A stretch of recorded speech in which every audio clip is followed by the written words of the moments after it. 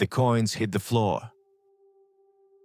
All 30 of them, silver, cold. They rang against the stone and scattered, rolling in every direction across the inner sanctuary of the temple. And the priest stood watching in silence as Judas Iscariot turned and walked out. That moment is where the story actually begins. Not the garden, not the kiss, not the arrest in the dark while the disciples slept, not the trial, not the cross. Here, in the temple, after it was already done. Because what Judas did after the betrayal, what he said, what he felt, what he tried to do, is the part of the story that almost nobody talks about. And buried inside it is a single word, in the original Greek, that has been quietly mistranslated for 2,000 years. A word that changes the entire question. Not how Judas died, why he had to. There are two accounts in the New Testament of what happened to him. Matthew says he hanged himself.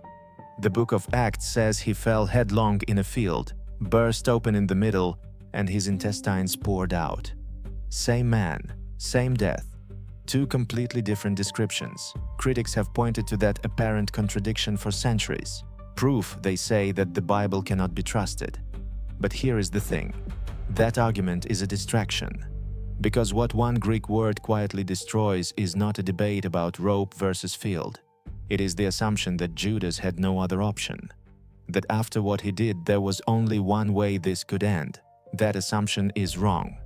And the proof is a man named Peter. To understand what happened to Judas, you need to understand who he was.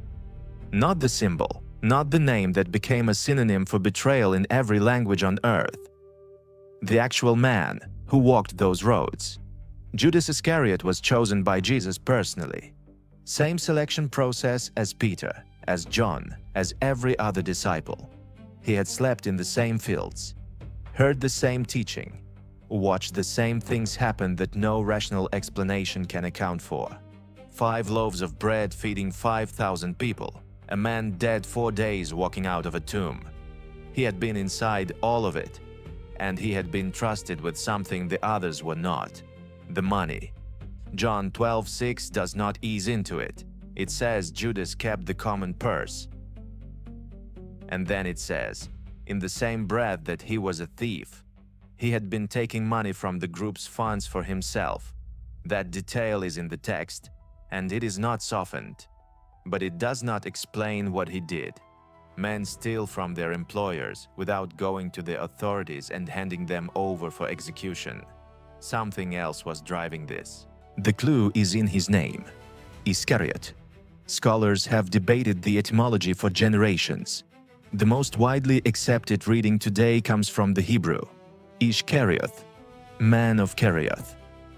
Kerioth was a town in Judea, the southern territory, Jerusalem's region. Every other disciple was Galilean. That matters enormously. Galileans were northerners, fishermen, laborers, people at the edges of Jewish political life. Judeans were different.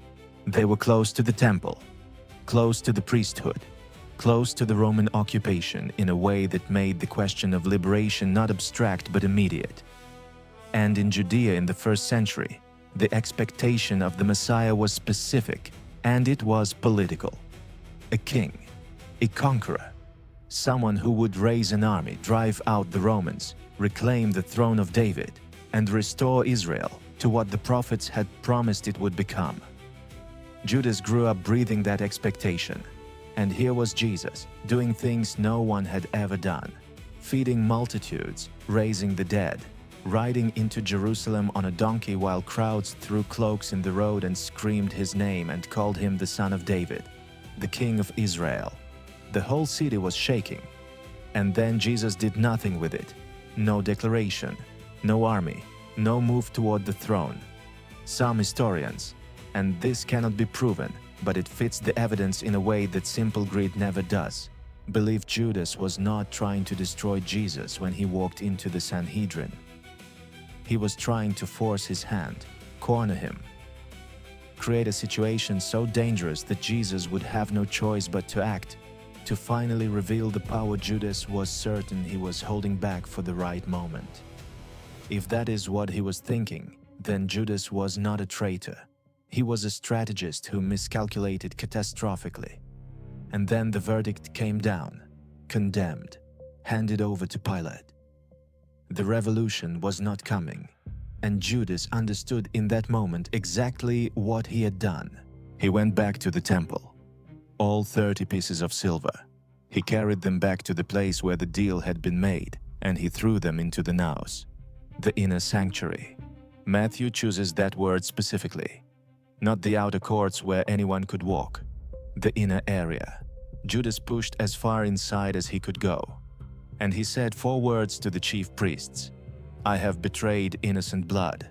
They looked at him, and the response they gave him is one of the most chilling lines in the entire New Testament. "What is that to us? That is your problem." So Judas threw the coins and walked out. The priests stood there with 30 pieces of silver on the floor of the temple. And they had a problem. Blood money. You cannot put blood money back into the treasury. Jewish law was explicit on this. So they made a decision. They would use it to buy a field, a burial ground for foreigners, people who died in Jerusalem with no one to claim the body. A potter's field, at the edge of the city. That field still exists. In Jerusalem today, on the southern slope where the Hinnom Valley meets the Kidron Valley, there is a place called Akeldama. The name is Aramaic, the language Jesus actually spoke, the language his disciples spoke in daily life. Akeldama, field of blood, Acts 1:19, names it directly. Matthew 27 describes the purchase. Both accounts point to the same location. Archaeological surveys have confirmed ancient tomb structures at the site dating to the Second Temple period. The exact era of Judas and Jesus. The Israel Antiquities Authority has documented the location. There is a cave there used for burial. The geography matches precisely. But the location itself is the thing that needs to sit with you. The Hinnom Valley. Every person in 1st century Jerusalem knew what that valley was. Centuries earlier, this was the place where children had been burned alive as sacrifices to foreign gods. An atrocity so severe that Jeremiah returned to it again and again as the symbol of Israel's worst moments. By the time of Jesus, the valley had become the city's refuse site, Jerusalem's garbage. The fires there never stopped burning. The smell never left. The Hebrew name for it, Gehinnom, Gehenna. It was the word Jesus used more than any other when he talked about hell. The money paid to betray Jesus was used to buy land in the valley that literally meant hell. And the amount, 30 pieces of silver, was not a number pulled at random. Go back to Exodus 21. A man's ox gores a slave to death. The penalty is precise. The owner of the slave receives 30 shekels of silver. Not a fortune, not an insult. A legal figure from the Torah, the established compensation for the life of a slave. The chief priests set a price on Jesus, and the price they chose was the price of a slave. Josephus, writing his history of the Jewish people in the late 1st century, describes the Hinnom Valley during this period in terms that confirm everything the Gospel suggests. A place of fire, of disposal, of things the city had decided were finished. Akeldama sat at the bottom of it, and the coins that bought it came from the floor of the inner sanctuary of the temple, thrown there by a man who was trying to give back something that had already destroyed everything. Now we come to the word. Matthew 27:3. Pick up any English Bible and read it. Most translations say something like this: Then Judas, who had betrayed him, when he saw that Jesus was condemned, repented himself, or was seized with remorse, or felt regret. The phrasing shifts slightly depending on the translation, but they all land in the same place. He felt bad. He was sorry. Here is the thing. In the original Greek, the language Matthew actually wrote, there is a specific word in that sentence, and it is not the word you would expect. It is not the word used anywhere else in the New Testament, for what happens when someone turns their life around. The word is metamelomai. Judas felt metamelomai. And the way to understand what that means is not to define it. It is to watch it. Judas walks into the temple. He is carrying 30 pieces of silver. He knows, not abstractly, not theoretically, that an innocent man is about to be executed because of what he did. He throws the coins. He confesses out loud. He says the words no one around him wants to hear. And then he leaves, alone. That is metamelomai, the weight of consequences arriving all at once. The sick, drowning recognition that your choices have produced something you cannot live with. It is real. It is honest. The grief in that temple was not performed. But Judas went to the priests. Not to Jesus, not to Mary, not to John or Peter or anyone inside the circle.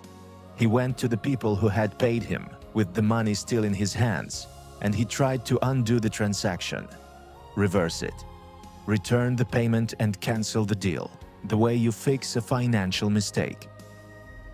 And when they told him it was not their problem, Judas had nothing left. He had tried to fix the thing. It could not be fixed. And there was nowhere else to go. That is where metamelomai ends. At a wall. The other word, the word the New Testament uses for what Peter did, what the disciples preached on Pentecost, what Jesus announced at the beginning of his entire ministry, is metanoia. Metanoia does not stop at the wall. Metanoia turns around. Not just the feeling that something was wrong, not just the weight of what you did.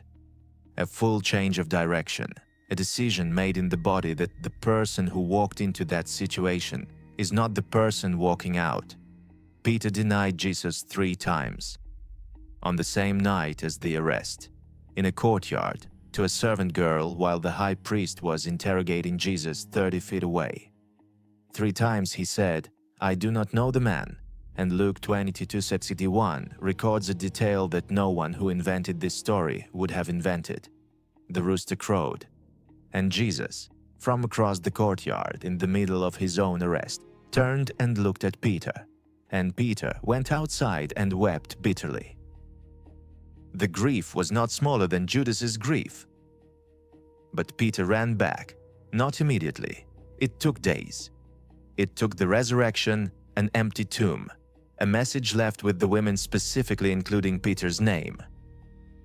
And eventually, it took a morning on the shore of the Sea of Galilee, a fire burning on the beach, fish cooking, and a question asked 3 times, "Do you love me?" Judas never ran back. He decided, alone at that wall, that what he had done was a category of thing that no one comes back from. If you have never noticed the difference between these 2 words before, you are not alone. They have been collapsed into the same English translation for centuries. If this is the kind of reading you have been looking for, going back to what the text actually says, subscribe. Every episode goes deeper than this one, and the next one will not disappoint you. So what actually happened to him? Matthew says Judas hanged himself.